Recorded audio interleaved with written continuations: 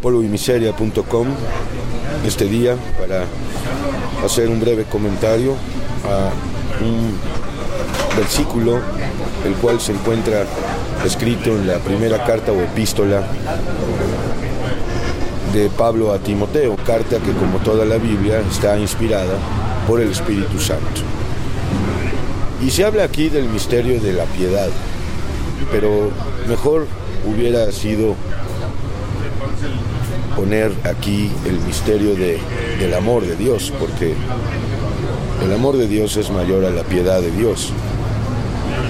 Piedad y compasión y justicia son elementos del amor de Dios. Finalmente Dios se ha revelado como un Dios de amor.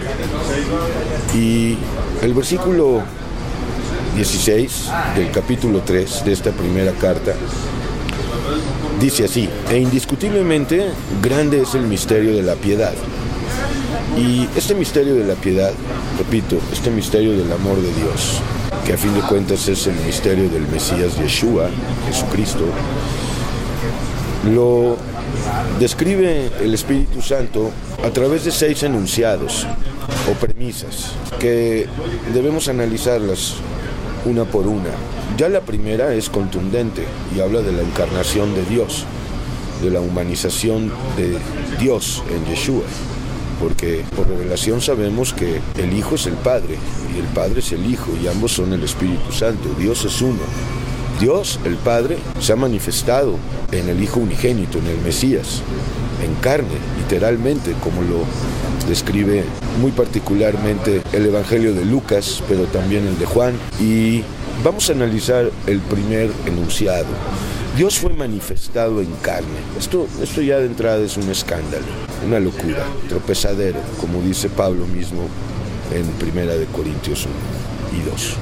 Es fundamental entender que Dios se hizo carne. Y para entender hay que entender por qué, hay que saber por qué y para qué tuvo que Dios tomar un cuerpo. Y eso tiene que ver en primer lugar con la ley que en los tiempos del desierto, en los tiempos del Antiguo Testamento, en el que el pueblo de Israel salió de Egipto por mano de Moisés, Dios les dio una ley.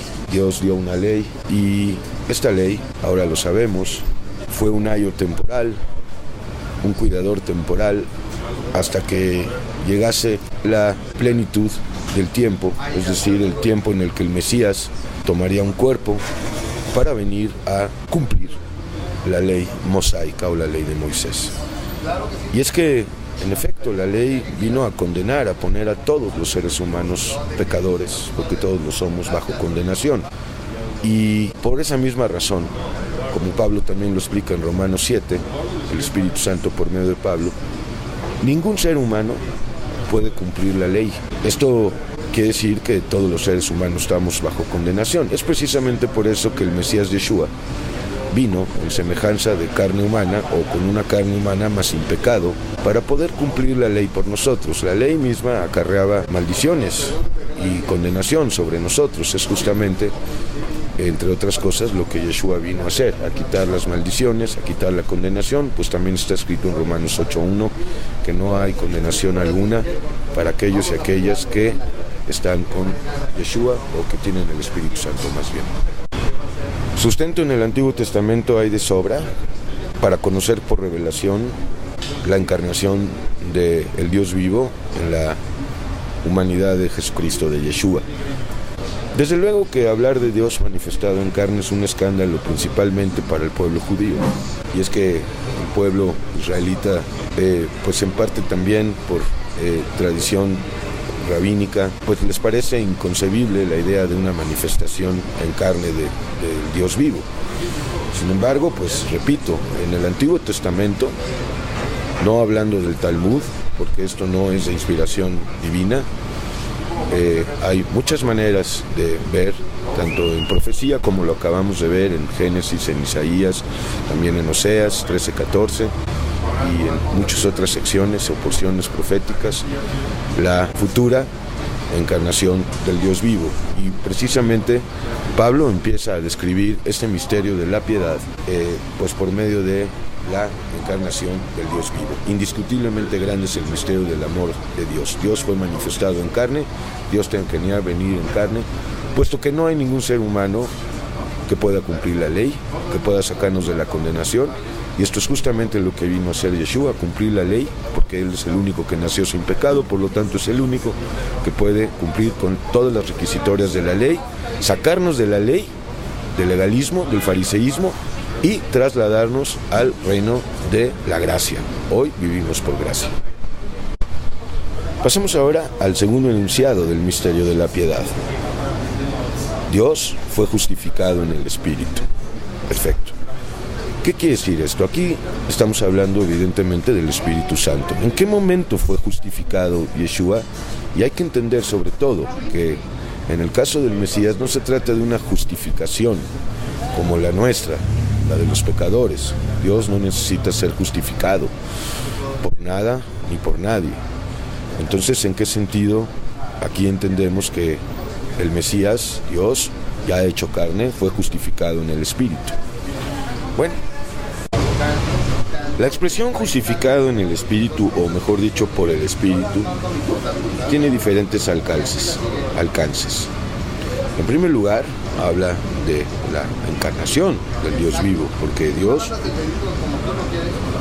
fue engendrado en el vientre de una mujer, de una israelita llamada Miriam, por el Espíritu Santo. Nació por obra y gracia del Espíritu Santo, tal cual se atestigua en Lucas 2.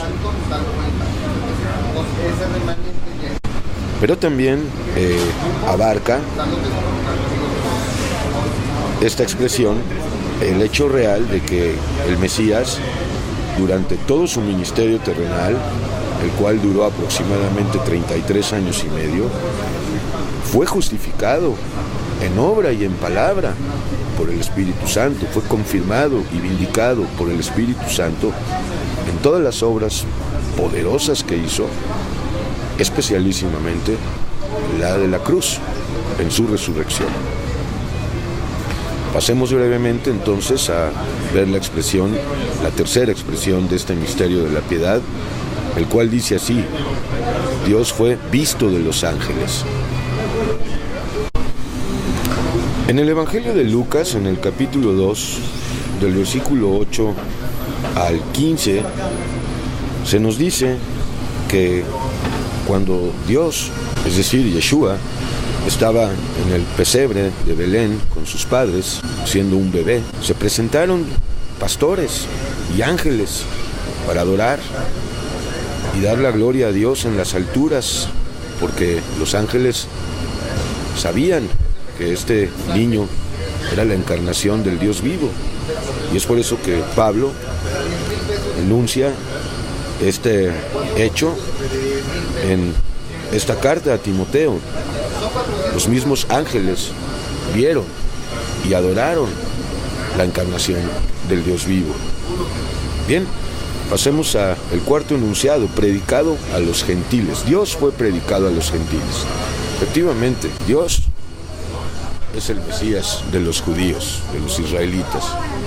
Pero Dios no es solamente el Dios de los judíos, ni el Mesías de los judíos. También es luz de las naciones gentiles.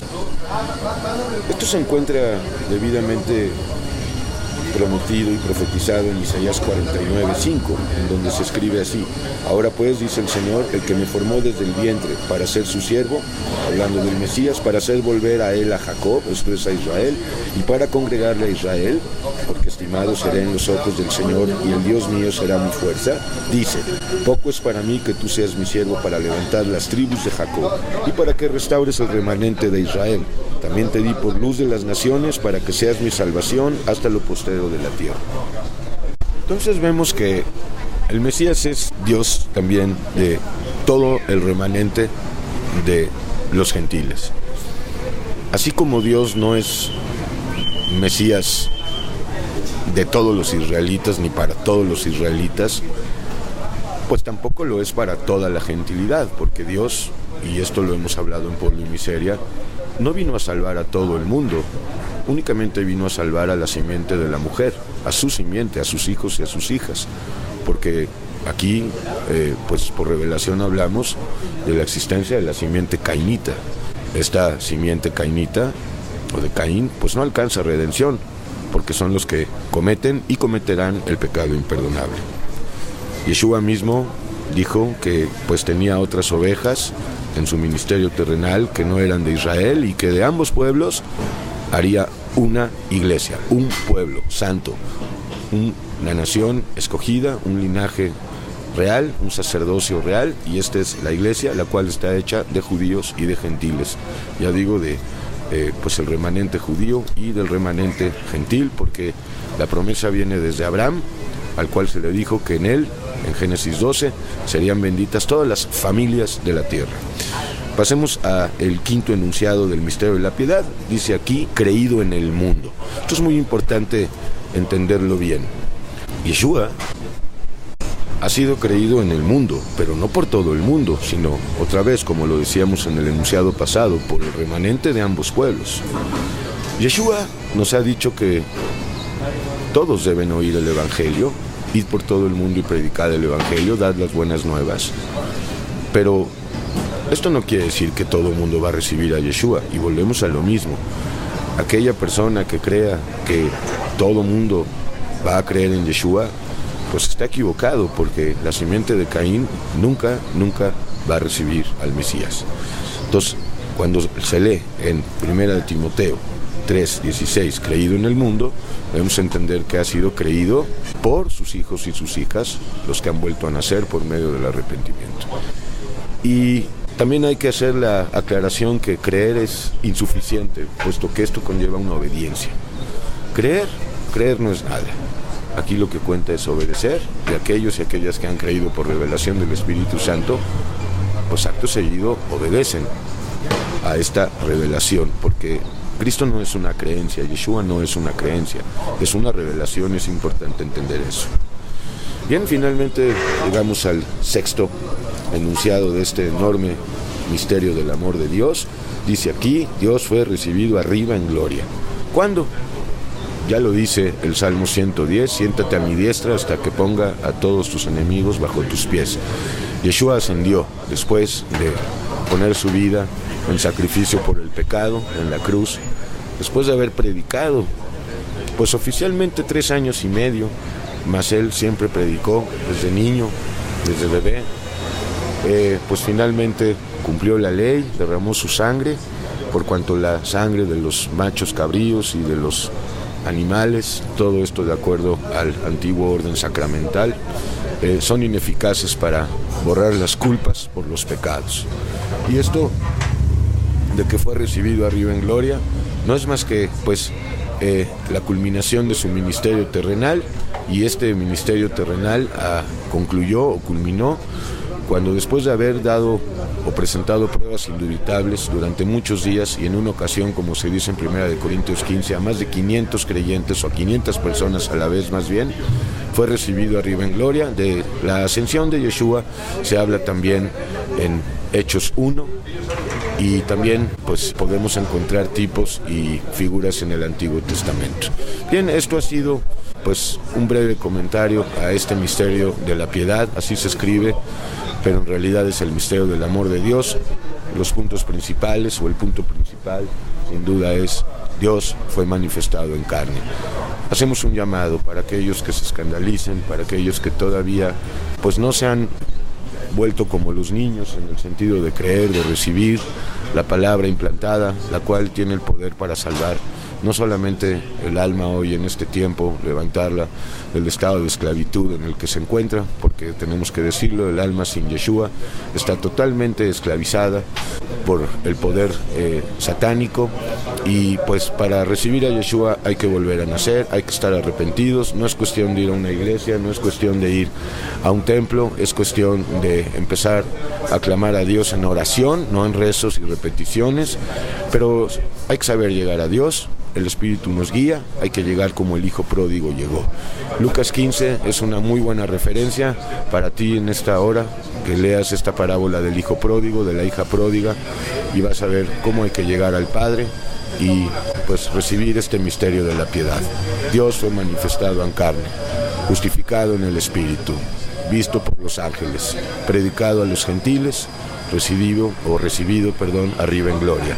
Y pues podríamos también decir que este misterio de la piedad o del amor se extiende todavía más. Podríamos enunciar más puntos, porque no ha acabado el amor de Dios. Dios está obrando hoy por medio del Espíritu Santo, y Dios también, ese mismo Dios, Yeshua, el Espíritu Santo, que ascendió arriba en gloria, volverá y todo ojo le verá, por cuanto viene a reinar por 1000 años a la tierra.